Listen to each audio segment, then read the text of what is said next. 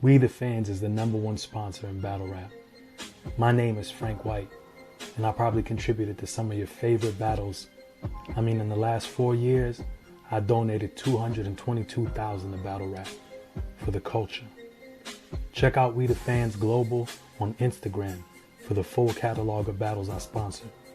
And follow We the Fans Global on YouTube to watch full battle breakdowns from a sponsor's perspective and a recommendation for what battles should be booked next. Make sure you hit that like button and subscribe and keep stepping into your greatness. We the Fans is for the culture. The boss, what's going on? Yes, Frank, how are you? Thank you for pulling up to my platform. I really appreciate it. Do you? I do. And I want to start this by saying I know we go back and forth online all the time, but I have the deepest admiration and respect for the boss and her contribution to the culture. The boss, thank you for being here. You're welcome, Frank. I All like right. you too a little bit. Here we go. So, question number one: what is your top five STL battle rappers of all time? So like it's the same as everybody else's is Holla, Verb, Okay. Magic, Ice Pack, and Remedy. Remedy. Okay. KD, not number five. Not yet. KD still got more work to do. Remedy's pen is just amazing. But if you weren't kind of Agreed. like into battle rap back then, it's Mhm. probably a lot of fans that don't know who that is. But That's a his fact. pen is respected amongst your favorite top tiers. So You KD 100% definitely right. on his way. He's making a name for himself and a name and a lane for himself as far as being like one of the leaders of STL battle rap. I agree. Salute KD. Which battle is it that you watched that made you a fan of battle rap? Are you asking what's the first battle I ever Nah, watched?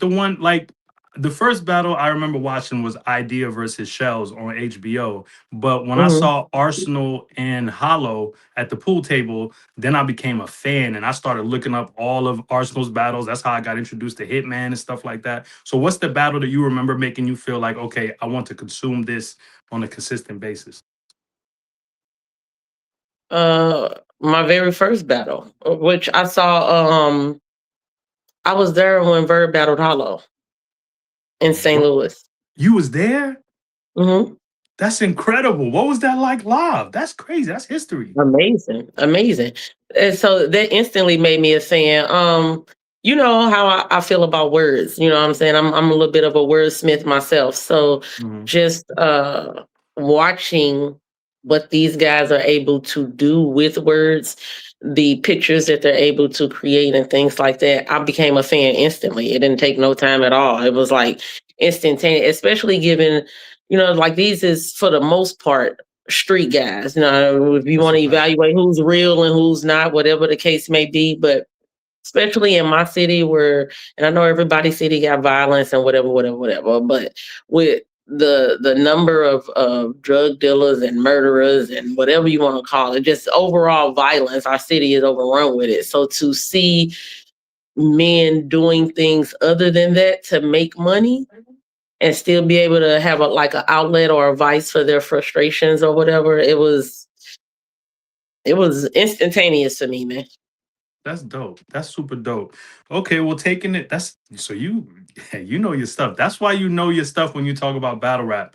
Okay, so from there, moving forward, how did you start getting involved in the spaces? Because I think you're one of the prominent voices in spaces. How did you get into that? Prominent is OD, but I but no, I just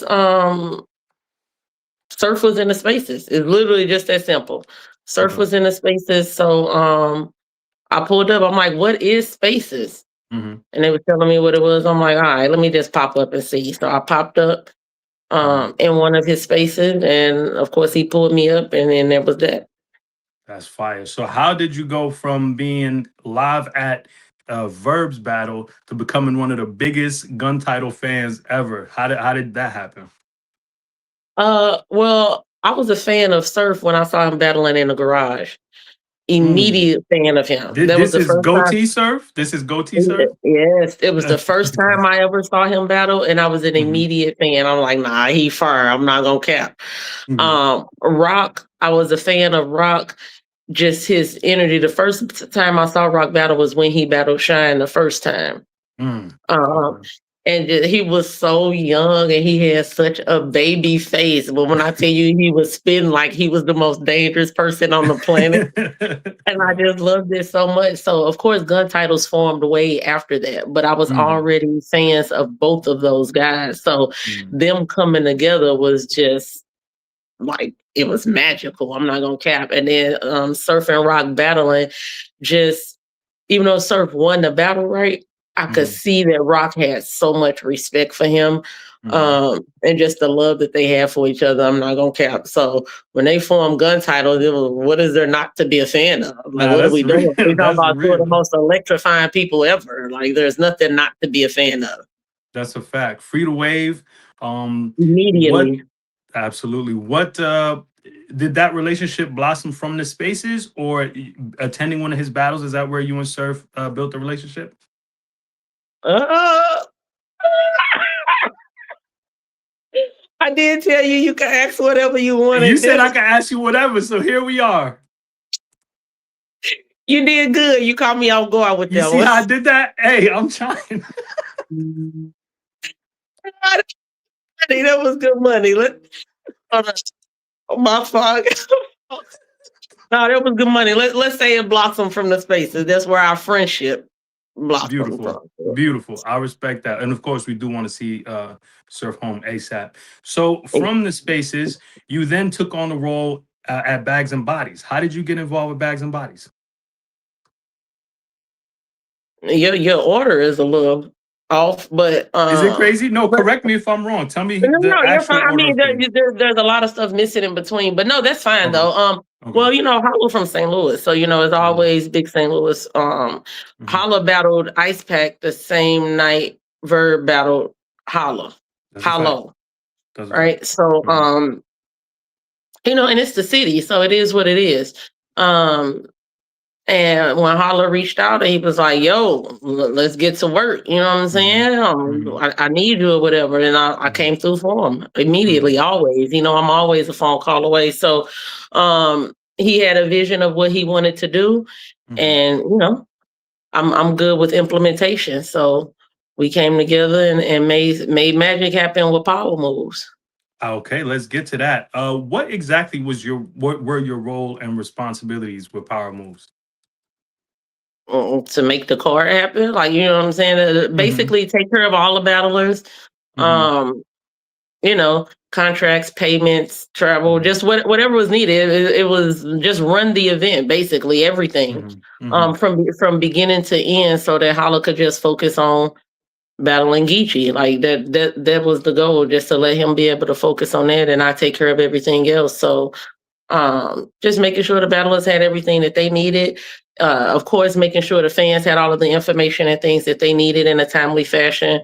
Logistical things like the Eventbrite and, you know, the VIP section and media and all of basically everything.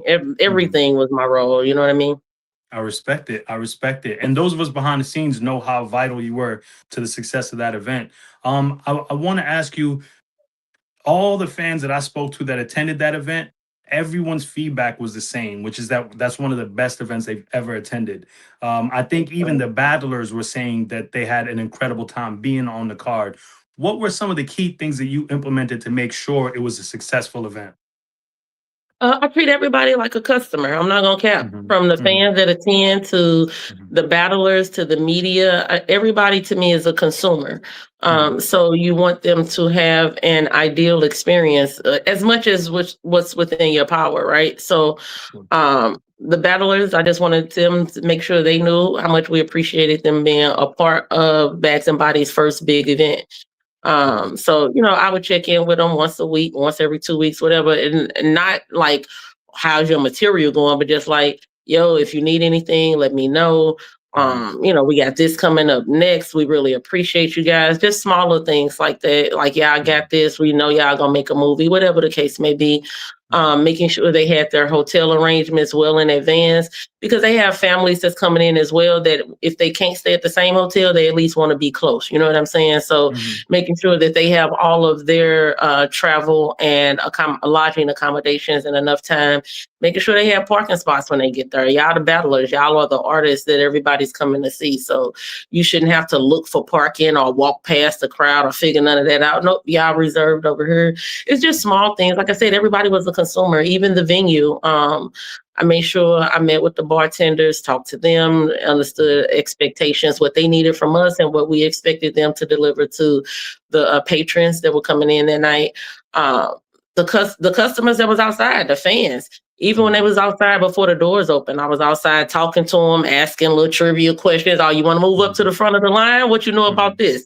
You know, just interacting with them. You know what I'm saying? As they coming through the line, I wanted to know who they was there to see, who you here to see, who you think gonna get bodied tonight. Just random questions. Of course, very complimentary of the ladies. I always love the ladies. So any lady came through, you know, even during the event, I went to every VIP booth and I watched a portion of at least one battle with every VIP booth that was there. I love that. So yeah, so I just wanted to let them know again, we appreciate y'all. I thought having food was important, so I wanted to make sure that the venue's kitchen was open. You know what I mean? I've been at events and been starving. And events, man, and they normally last like 8 to 10 hours. So expecting people not to leave or not to eat or whatever. No, we got food for y'all. You know what I'm saying? So you know, and then of course being respectful of even the people at home time. So I wanted everybody to have a schedule. You know what I'm saying? So I put a schedule together. The graphics, all of our graphics are done by Wizzo. She's amazing. So yeah, so we wanted to make sure things were visually appealing and professional and nice looking, of course. Avo did Power Moves. He was our AV for Power Moves. So it don't get no better than Avo. JB and Rick, of course, Studio B is phenomenal as well, but Avo is that's his niche, you know. So again, just handling everybody as a consumer to make their Bags and Bodies experience, whatever their dealings with us is, just making sure it was a pleasant one. Again, as much as I could control it, that way they'd want to do business with us again. I respect that a lot, and you were very successful in that. Is there any elements of what you did with Power Moves that you think would benefit all these to implement? All of it. All of it. You heard, all of it. And that's not to say that Power Moves went across perfectly, because there's always room for improvement, right? But I just think being respectful of everybody's time, including the battlers, right? So I'm not gonna tell you have to be at the venue by 2:00 if you don't perform until 7:00. That's wasting 5 hours of your time for no reason whatsoever. So if I put out a schedule and I say your battle is taking place at 5, just be there an hour before that. That way I'm not looking for you. But you don't have to be like, you know what I'm saying? I'm trusting them, and I tried to build the equity with them on the road to Power Moves to where they trusted me as well. So it's just like, all right, y'all don't have to be there at the beginning of the event, but trust me, I'm telling you, you go on at 4:00, you go on at 4:00. I need to see you in the building at 3:00. You know what I'm saying? That way I don't have to, because even though I'm telling you, you go on at 4, the battle before you may end early. You know what I'm saying? Or it may go over. So still have a grace period within there, but you know, respecting the battler, showing them some appreciation, because you're paying them for a service, but I think that when they feel appreciated and less like a contractor and more like a part of the event itself, there's a little bit more of an investment from them as well.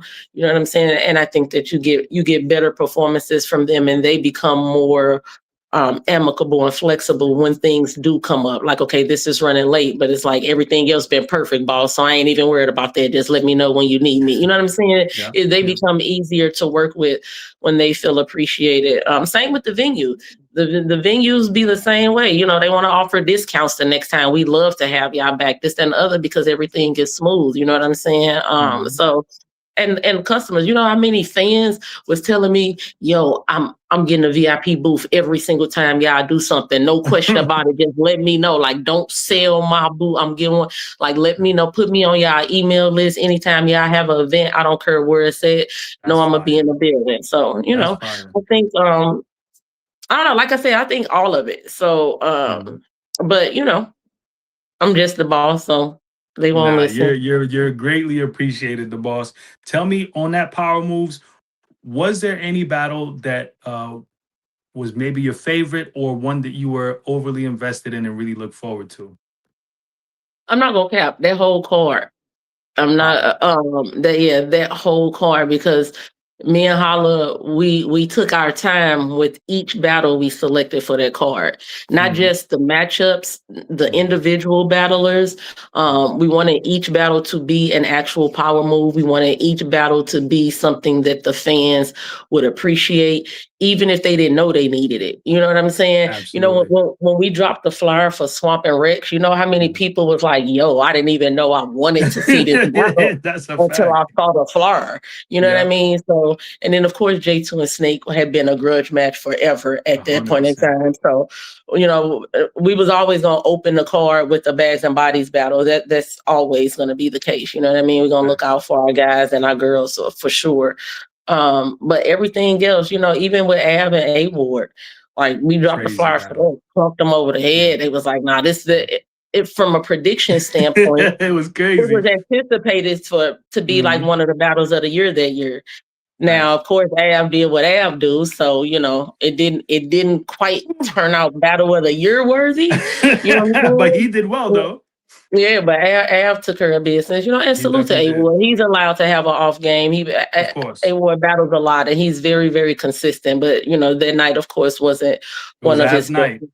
Yeah, that's all Yeah, it was. it was nothing we could do about that. But I do want to say this, and I want to, pardon me, I want to say thank you for reaching out to me to get involved in Luck and Twerk versus Big K. At that time, for me, salute to Big K and his win as Cody. But I personally have felt that Twerk was Cody that year, and so when you Same. asked me to get involved in that battle, that was a dream come true.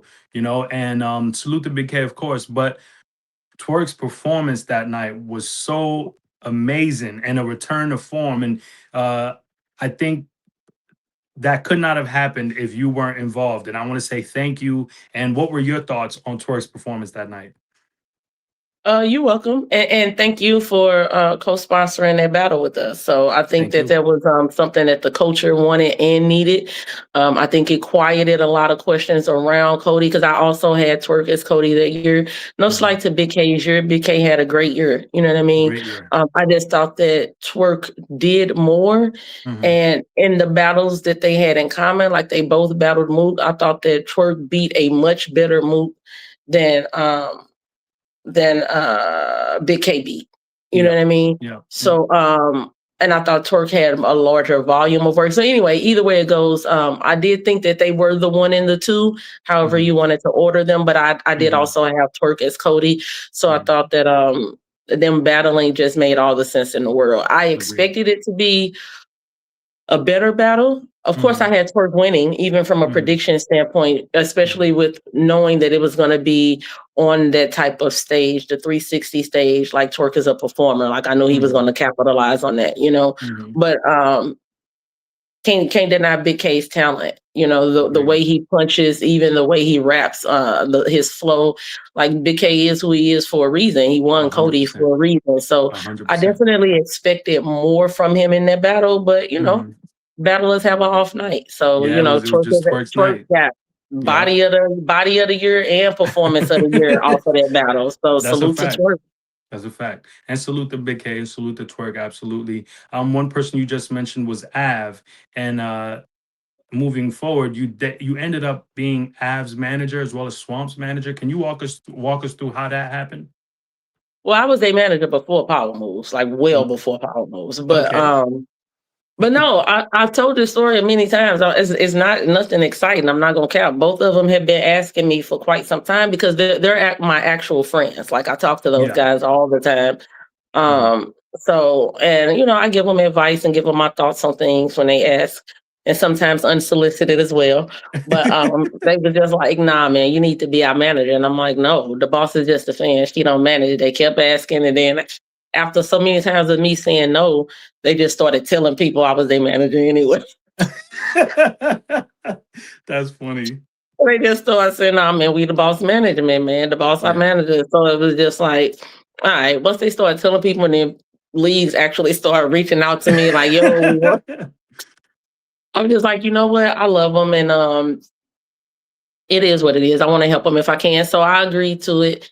And, of course, they wanted it to be just them two, which I didn't have a problem with because I didn't want to be a manager no way. And I wouldn't take nobody on other than them anyway. So I promised them it would just be them two. And we made history the first year to manage them. Both of them placed the highest they'd ever placed on the Cody list, 2 and 3. I thought Av was Cody, but I'm not mad at Rock winning it. But I definitely had Av as my Cody that year. But yeah.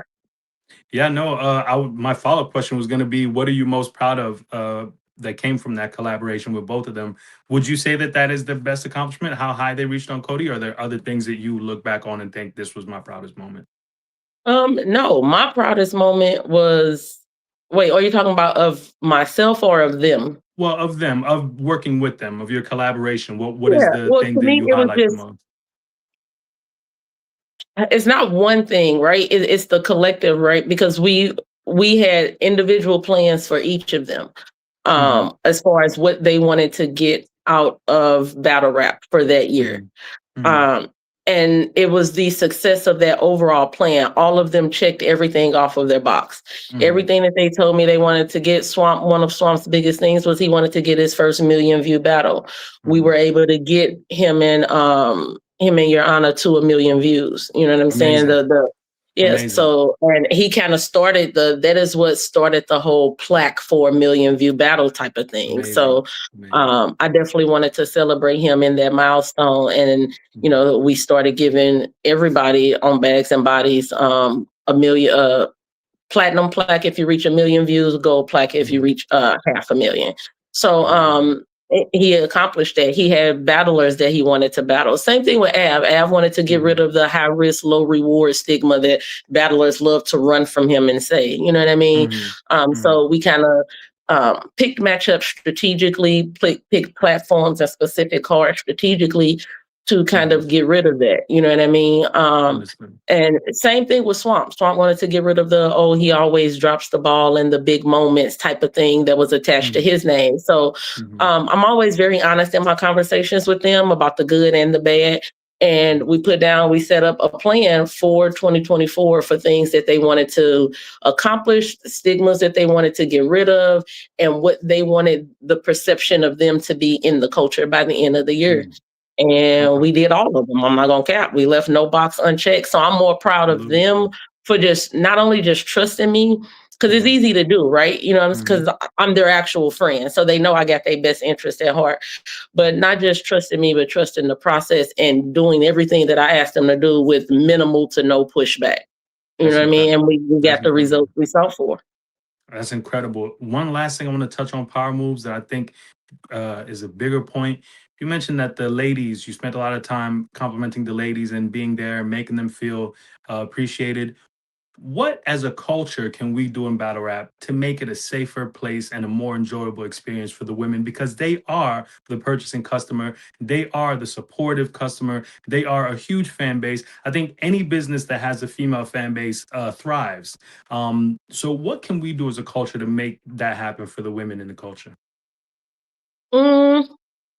I'm gonna be honest. It's battle rap overall is not a female friendly culture, but I do want to say that the issues that women have at events is minimal in comparison to the number of females that go to events and the number of events that happen every year, right?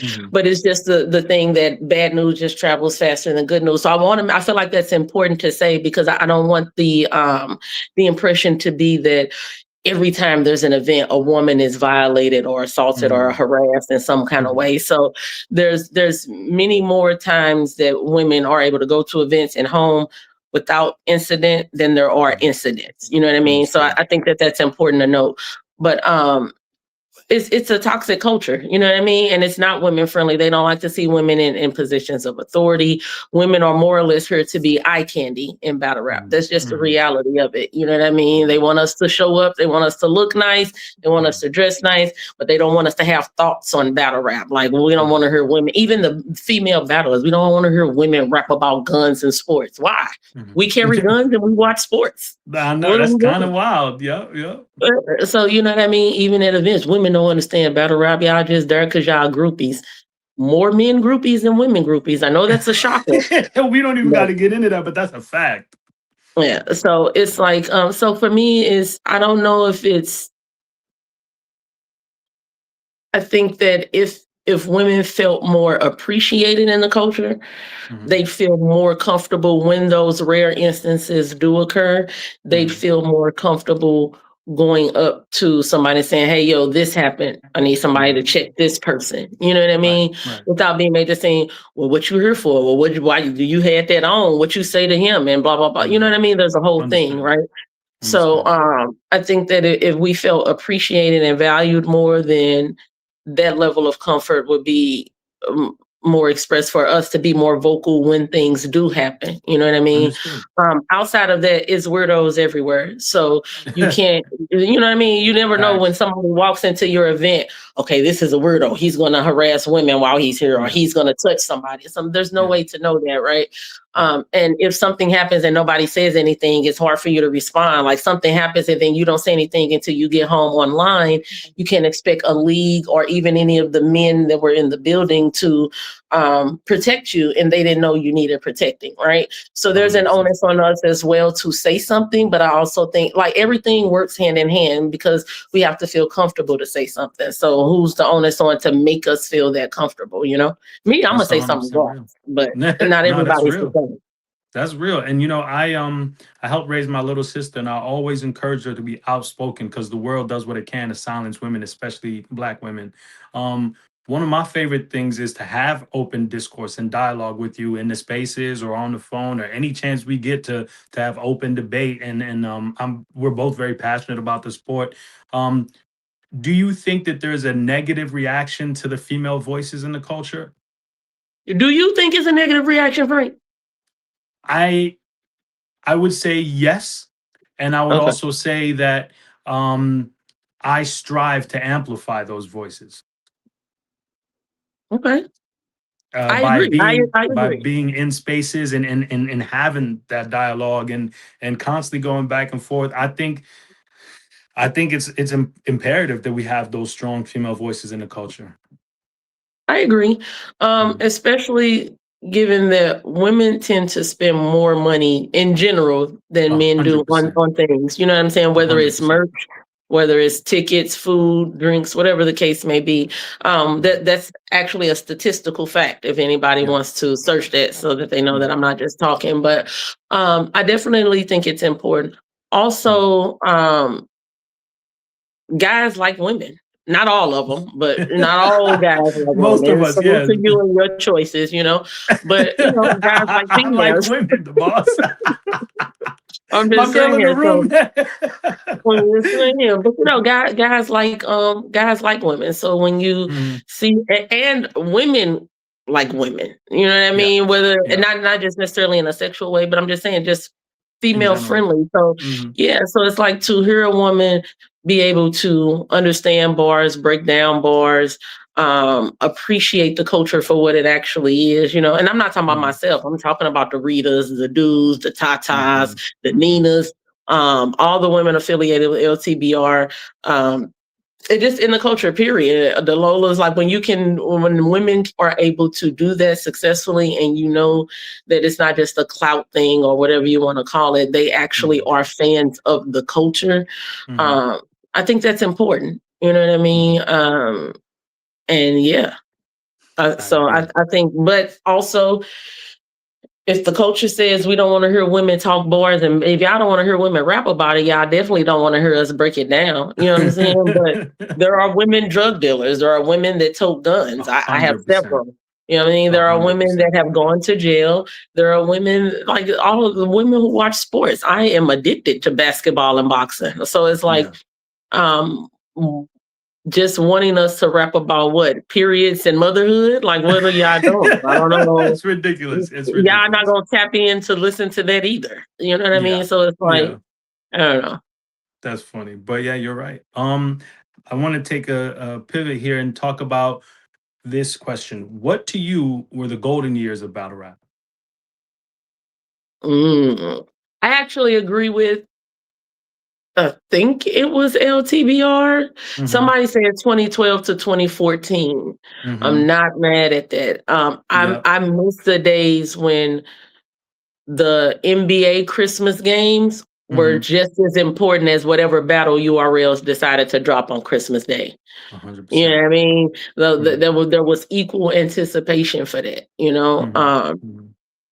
But things grow and evolve. So I would say that where the events were more important because they were far few in between. Just like Mm-hmm. with anything else, if you can get something easily all the time, Mm-hmm. its value isn't as heavy. You know what I mean? The, 1,000%. the more rare something is, the more luxurious and intriguing it seems to be. You Mm-hmm. know, we're in a stage right now where we're having anywhere from 20 to 30 battle rap events a month. Yeah. And it's out Whereas of there used to control. be a time where we used to have 10 to 15, maybe a year. URL would Mm-hmm. do maybe 4 to 5, and then you'd have a couple KOTD events. And then even when RBE came onto the scene, it'd be a couple RBE events, but there wasn't like this overwhelming flow. So when you got a Sue Surf battle or a Tay Rock battle or a Ill Will battle, it was more like, hold on, Ill Will outside, you know what I'm saying? It Mm-hmm. was more of a treat, but we're seeing all of our favorites regularly. And I think the fatigue of them is showing as well. Agreed. Agreed. When I asked Jay Smo the same question, he said 2012 to 2014 and also 2021. I think that caffeine era was also incredible as well. I agree. Um, I think maybe not the whole caffeine era, maybe the because beginning. yeah, but the beginning we got events that was running on time. The Hmm. battlers was getting The paid, so I structure. think they Yeah. were more motivated. You know what Yeah. I'm saying? It was a lot happening, and we got some really great battles that Agreed. we may not have gotten in such a short time span because the Hmm. money was available. You know what I mean? Agreed. So that was the birth of Sue Sharp happened during the caffeine era. You know what I'm saying? We found out he was just That's as a good of a fact. commentator as he is a battler. So it's like Yeah. caffeine gave us some great battles. And not even just battles, they gave us some great shows. DNA show, twerk show, 40 show. We got some really great shows from the battlers Hmm. on the caffeine channel as well. So which gave Hmm. us an opportunity as fans to see another side of them because we didn't see them outside of battles before. So now we That's get to see real. what they do with their show, whether it's twerk doing verses, whether it's 40s, we'd like to know, whether it was DNA's Breakfast with the Champ. We got to see other sides of them that made you either more or less of a fan, depending on what you saw. That's real. That's super real. So if those were the golden, if that's the golden era, then what era of battle rap are we in right now? The era of oversaturation. Okay, that's what we'll call it, the oversaturation era. Yeah, Okay. that's what we gotta call it. Hmm. Everybody's fishing out of the same pool. Hmm. So it's not as exciting. You got to think we've gotten some monumental matchups the last 3-4 years. We'll say since 2022 to now, we've gotten Hmm. some mega juggernaut matchups. How many of them Hmm. have actually lived up to the hype? Like we That's got Mook that's and Ars. Mook oof. and Ars been a decade plus grudge match. They Hmm. didn't live up to the hype. Mook It did won. not. Mook had a good performance, but the battle Hmm. didn't live up to the hype. We got Lux and Twerk. Lux and Twerk was supposed to be that. That battle didn't live up to the hype. We got Surf and Lux. Surf and Lux didn't live up to the hype. Like, you know what I mean? Like I Yeah. can keep going. So we got Yeah. we got Daylight and Nitty. Just stop. Just stop, the boss. I'm gonna start crying in a minute. But yes, I you're mean, 100% right. You're 100% right. And I look at the tiers much like society in a sense that you've got, not to equate it, but there's low class, middle class, or let's say standard class, middle class, and upper class. And if you say the same thing with the tiers, there's entry level, mid tier, and then top tier. Do you think that the days of mega matches are over for the top tiers? because they have not produced, as you said, great classic battles. I don't think it's over because mega matches still exist. I think we have to figure out why they aren't living up to the hype. Because like when Hitman and Surf got announced, that was a mega match. It absolutely lived up to the hype. 1,000%. Surfing Geechee absolutely lived up to the hype. I hate to keep using Surf, but Free to Wave, man, the board got classic, man. He's the one. The board got classic, but we can keep it going. I think Verb and Goods lived up to the hype. You know what I'm saying? Agreed. Yeah, so we can keep it going. But to give some credit to the current era that we're in, Geechee and Hitman absolutely lived up to the hype.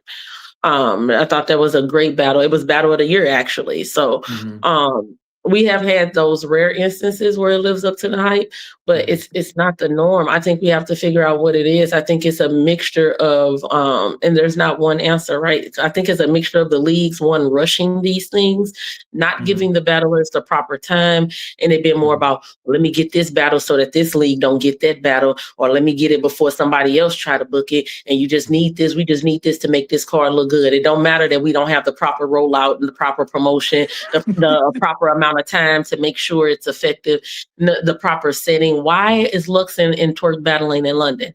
Like, you know what I'm saying? So it's like there's different things that come into play. But at the same time, why is Twerking Easy not on a big stage? So it's all of these different things, you know what I'm saying, that no league is exempt from. I think that there's room for improvement across the board, and then the quality of product will increase, because right now we have an abundance of quantity,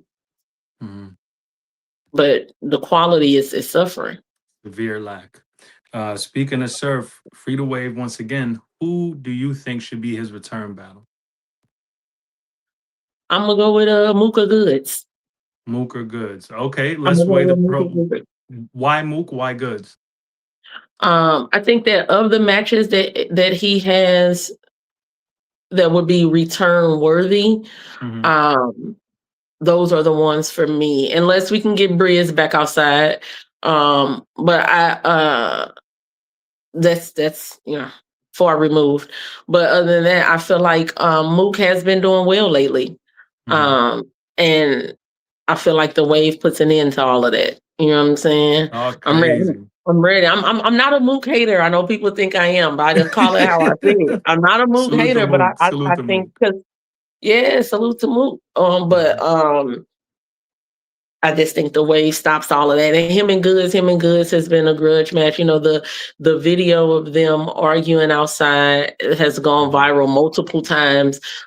They've had their back and forths. Goods insists that nobody can talk to Surf how he gonna talk to Surf.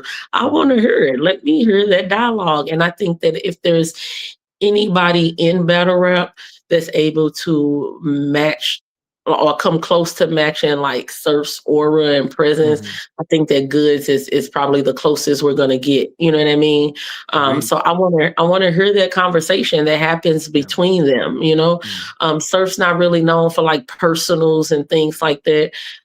So I would like to see how he combats whatever Goods thinks that he has to say to him. Does Surf get personal, or do he stick with his rapid fire punches and rapping ability and scheming, etc.? You know what I mean? I want to hear it. So I think that that's good dialogue. I also think that both of those matchups would break records as far as PPV and in the building sales. You know what I mean? I think that battle rap needs that type of rejuvenation. I don't think an event has been sold out, packed wall to wall to capacity since Power Moves. Saying it just happens to be the event. I'm not even bragging. I'm just I hear you. Talk. But I feel like the wave brings it. So to me, those two, and I feel like Goods and Mook, you know, those are battles that he wants as well, and so they're worthy of a Sue Surf return. Understood. Okay. You've been around for some time now watching battle rap. If somebody asked you and you can only pick one, what would be your favorite league? Well, I just started watching battle rap in like 2023, 2024. Which is cap. We established that earlier. Nice try.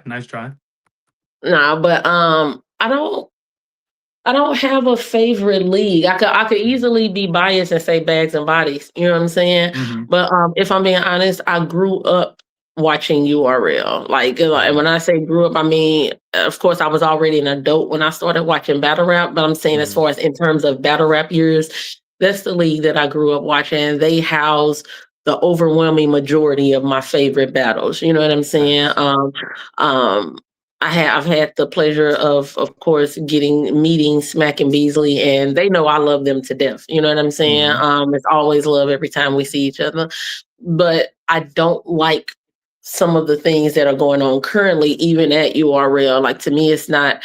I don't like to hear the battler say, "Yeah, that was on 8 days prep. Yeah, that was on 10 days prep." I'm not excited about that. You know what I mean? So there are things going on that I don't currently care for, but they are still the number one league. I don't think that if we're talking about right now, I think the number one league is TBL in this moment.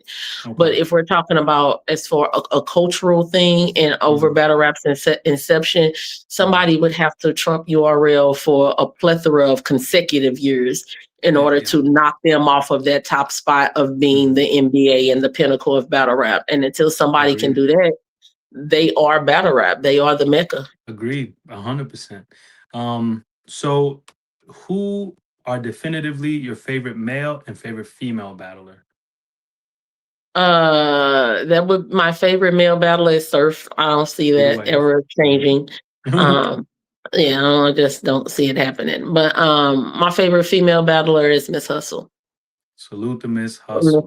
Yeah, Miss Hustle is just fire to me. I get it. Neither one of them are the most likable people, right? So Surf has done a great. they're polarizing for sure. It's crazy, right? Surf has done an amazing job of being a villain and a hero. It's like people love to hate him, but they love to love him as well. So he occupies both roles. You know what I mean?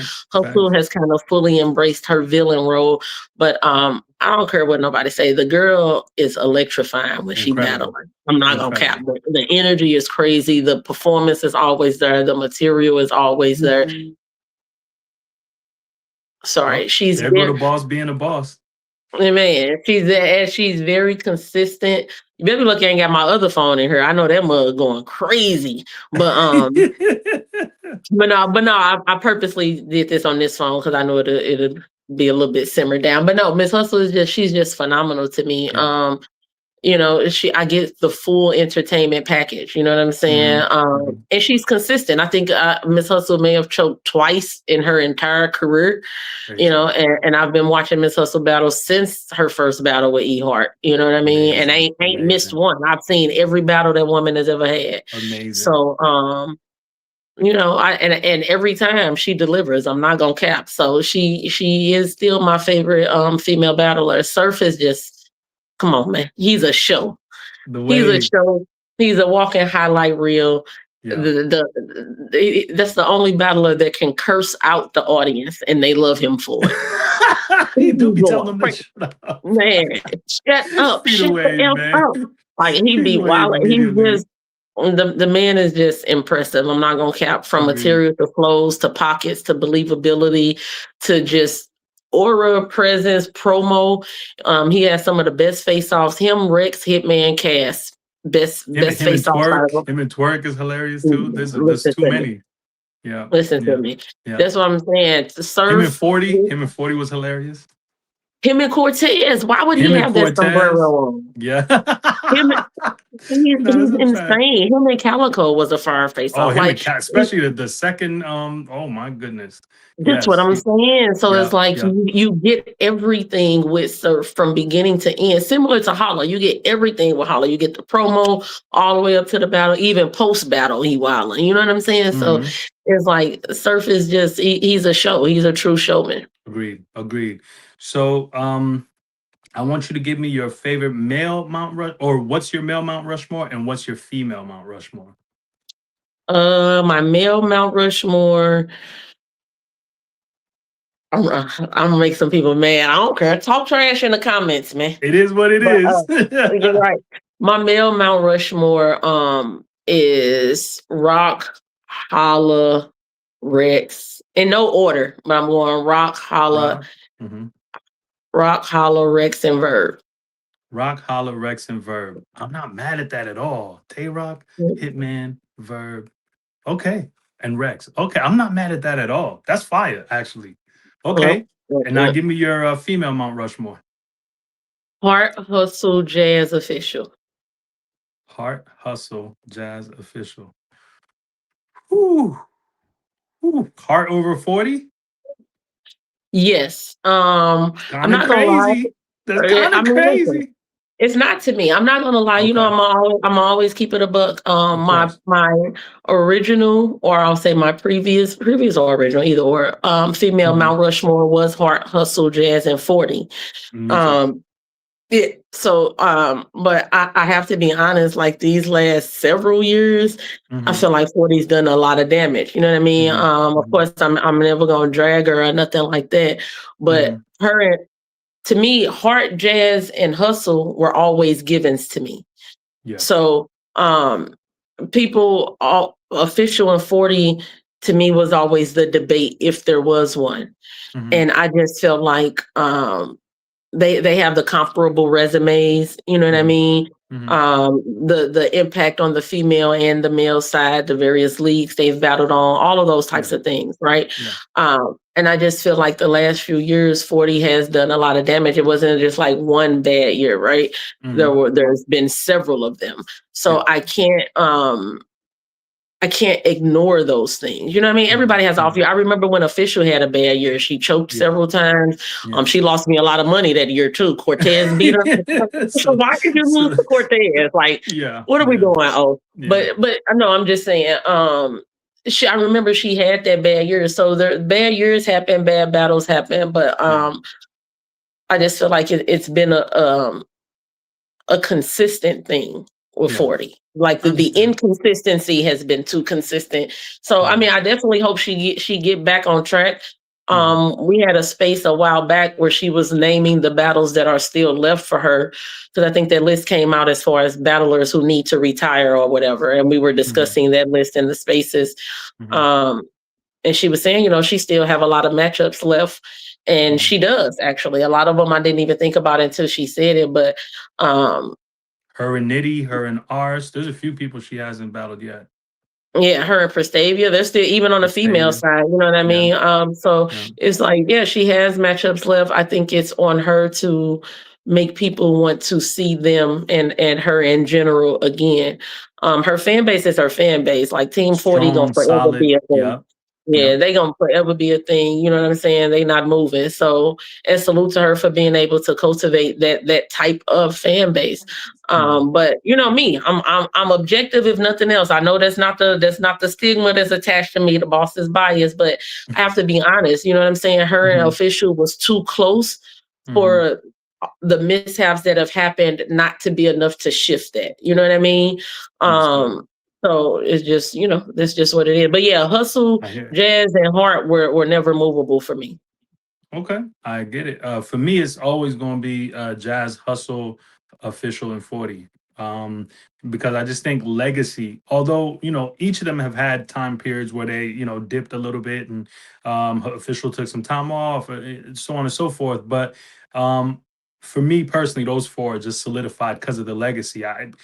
I would argue that Queen of the Ring was damn near built by 40, but Agreed.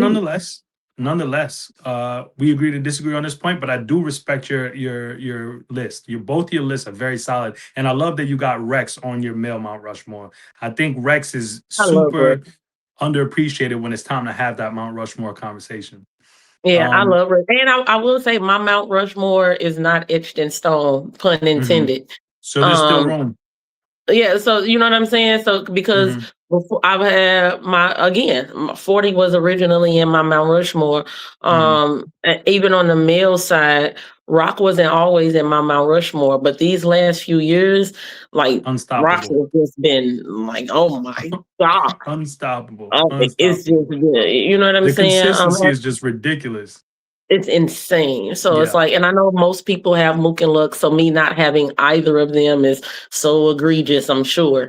But It is yeah, egregious. Actually, I'm glad you brought that up. It is egregious. How can you not have Lux and Mook? You know what? Maybe you are a Mook hater now that I think about it. No, I'm not a Moog hater, but I don't have either one of them because I feel like one, for Hitman and Hollow to do what they did with New York being the Mecca, it to me Mhm. is easier to make history, to climb the ranks, so to speak, when At you home. live there. You know Yeah, what I'm saying? yeah, Like you're yeah, at the crib. So all those matchups are right there ready for you to grab. You know what I'm saying? yeah, It was much yeah, harder. Like they had to break the door down. That's why yeah, the Midwest movement became a thing. You know what I'm yeah, saying? yeah. Agreed. Same thing with Geechee, you know. Mm. Geechee could very well end up on my Mount Rushmore. I'm not gonna cap. I Man, feel like what man, what a Geechee has career. done is Yeah, unprecedented for real yeah. in the time span that he's been able to accomplish it in. So my Agreed. Mount Rushmore is not etched in stone. As Okay. legacies continue to change Hmm. and evolve, so will my Mount Rushmore. You know what I'm saying? So Agreed. that's just what it is. Okay. Who are your top 5 Cody and Wody for 2025? Or If I are have you to on? go If you're on the panel, you can pass on the Wody question. if you're on the panel, first of all, I can pass on it whether I'm on the panel or not. So me passing on it does not mean I'm on the panel. Let me say that clear because I see what Frank's doing. So I am going to pass on it, but that doesn't mean that I'm on the panel. But I am skipping the Wody one. Okay, I so have give me no. your top 5 Cody, the boss. Yeah, so my top five, Cody, just off the top of my head, and in Hmm. absolutely no order No order. whatsoever.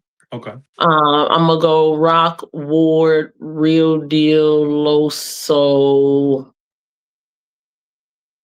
Rock, Ward, Real Deal, Loso.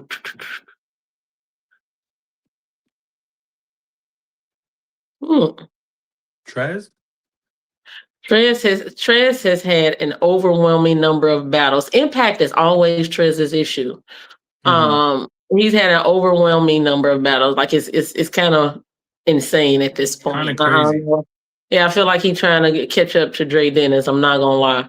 man. Um, Salute Jay Dennis. He having a yeah, great he's year out of too. line. But Yeah, that fifth spot. it's tough. It's Because I tough. feel like Jada Nightwing has a couple. Yeah, but I don't Would you have put him. Loso? I already said Loso. Oh, you said Loso. Okay, so Jada Yeah, but Nightwing I'm is not your gonna hold fifth. you. SOS is gonna be Loso's problem. The strength of competition that he has is Hmm. not like that. I wouldn't be surprised if Loso fell outside of the top five just because of that. He ended his That's year on tough. Nitty. Mhm. But I'm not mad at that. But he's in my top five, so I want to be clear. Okay. He's in Okay. mine, but I Okay. wouldn't be. I know how the panel operates, so I Yeah. wouldn't be surprised if he wasn't there. Yeah. Um, I'm gonna give my fifth spot. I'm gonna go ahead and give my fifth spot to Trez. He has some names on there. Okay. He just has a lot of non-names, but he also has a lot of battle in the same day, 3-4 times in a weekend. Yeah, I'm gonna go Trez. Okay. I'm not mad at that at all. So give me Rock Ward, Loso, Trez, Real Deal. Okay, that's solid. That's very solid. Looking at the newer talent of battle rap and the landscape, which talents do you think are the ones that are going to bring us to a new golden age? If you had to pick maybe 3. Yeah, of torch carrying, is that basically what Yep. you're asking? Yes, All indeed. right. Of course, I'm gonna go Eunice. Of course. Um, I'm gonna do. I'm gonna go Eunice. Hmm. I'm gonna go. I'm gonna mix it up. You say only 3? Only 3. Why do you have more than 3? Yeah, I got more than 3. I ain't gonna Okay, lie. I'll give you 5. Give me 5 people that can carry us into the new golden age. I'm gonna go Eunice, Gorilla, Hmm. Young L, King. Eunice, Gorilla, Young L, King, Appa. Eunice, Gorilla, Young L, King, and Appa. Those are solid choices. Nolo Supreme?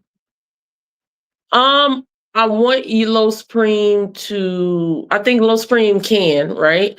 He Um, I, beat he arguably beat a few of the people you named. yeah, but head-to-head matchups don't have anything to do with what I just said. Battle rap is in any given Sunday state. When you're talking about carrying the torch and pushing the culture forward, Mm. there's a consistency, a longevity, and to me, a multifacetedness that's required of that. I do think that Loso would probably, I mean, not Loso, Lo Supreme would definitely be in like my top 10. But if I have to narrow it down to 5, I'm thinking about everything. I'm thinking about the promo aspect of it.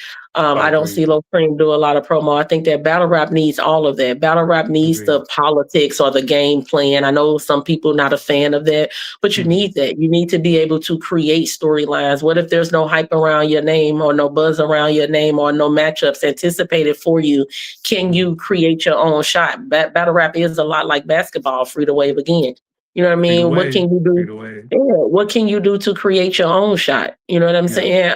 And I feel like those other guys that I mentioned, they do everything from the beginning to the end. You know what I mean? From the building a storyline, creating a grudge match, all the way through the end to promoting their actual battle. Like Gorilla and Kay Walker battled a year and a half ago. They were just in spaces a week or two ago, recapping their haymakers from that battle, like just spitting them in the space, just still promoting the battle. You know what I mean? And the battle was a year and a half ago. So Young L has trolled Jada Nightwing, or people like want to see him die to Jada Nightwing now. You know what I mean? It's like it's that type of thing that to me matters, not just what you do on the stage or in the ring per se, but also what you do out of it. I don't see Los Supreme doing a good job of cultivating a fan base, whereas the other guys that I mentioned, I feel like they've done that well and continue to do so. Okay. He's very give the talented, people. though. He is. Give the people one more time those 5. It's Eunice, Appa, in no order, but Eunice, Appa, Young L, Gorilla, and King. Okay, Yeah. solid list. Hold on. We're definitely, because I know you only care about the men, but we definitely finna list some women. We're not doing that. We're not doing that. Go ahead, Let me get Big Ice. Let me get Eliza Versa. Eliza Versa, 100%. Yep. I think that those two, same thing. They're going to give you a full show from beginning to end. Agreed. You know what I mean? They're going to create a storyline in a grudge match, and they're going to promo and everything, and they're going to deliver when they get on that stage. I know Big Ice has had some consistency issues, but I believe that she is, working towards, fully rectifying that. She had a great performance versus D-Rain. So yeah, give me Eliza Versa, give me Big Ice, give me Jay Gray. Okay. That's 3. Yep. Jay Gray is another one's gonna give you everything from beginning to end. Give me Eon. Let's go. Yep, give me Eon. Mallory? Give me Mallory for sure. Now I will say Mallory getting into her promo bag, and I'm loving it. You know what I mean? That was always one of my biggest complaints with Mallory, is that the promo and the interaction, you know what I mean? Again, that cultivating a fan base, because promo is just not about your opponent and the battle you have coming up. But to me, like, make people like you, show them something, or dislike you. You know what I mean? I ain't gonna hold you. Hate garners the same amount of traction as love, if not more so. So 100%. But indifference is the worst thing you could have people feel about you. You know what I mean? So do something to make them pick a side, and Mallory is getting into that bag. Her talent is undeniable, unquestionable. The girl has one of the best pens, believability, like she can rap. Like, I love everything about Mallory. And now that she is getting more into that, I think she I'm not gonna cap. And it's hard for me to narrow down to just that, because I love Hope Trilly. I'm not gonna cap. Hope Trilly is fire. So honorable mention, Hope Trilly. Okay. Man, I love Hope Trilly. I think if D-Rain did more battles under her belt, D-Rain is another show woman. I'm not gonna cap. D-Rain giving you everything from beginning to end. I love her. Highly entertaining. Highly entertaining, and there's room for that. You know what I mean? Everybody don't have to fit whatever your typical mode is. We have male stars in battle rap that don't check every box. I think D-Rain is it. I think she's a future star. She just needs a little bit more experience, a little bit more tool sharpening, but I think she's it for real. So yeah, those would be my females. Solid picks. All solid picks. I want to take this time, Duhboss, to say that you are a pivotal part of not only myself developing my brand, others developing their brand. You're a strong voice in the culture. You have ushered in some incredible opportunities behind the scenes that people may not ever know about. I consult with you constantly, around the clock. about decisions I make, both in creating opportunities and developing my brand. I've seen you be there for countless amounts of talent that you don't manage. I've seen you work behind the scenes to make things work for people, make moves What are we happen. doing, Frank? Where were you going with I'm this? just going to take this time to give you your flowers, because when we get back online, I'm bombing on you. So I just want you to have your flowers, the boss. You are greatly appreciated. Thank you for everything you do. I have nothing but the utmost respect for you. Sincerely, thank you, the boss. You're welcome, Frank. All right, now we can get back to bombing on each other and being ops online, but I just had to say that. Absolutely. Sincerely, thank you for taking this time. I took an hour of your time. I just want to say thank you again, the boss. Appreciate you. No problem, Frank. Anytime. And are you for sure done with battle rap? Last question. You're out of here after this year? 9 days. 9 days. You will be sorely missed, the boss. Thank you for I everything. won't be. But Yes, it's you okay will be. now. 216 hours. All right, the boss. Have a blessed day and thank you again. All right, Frank. All right.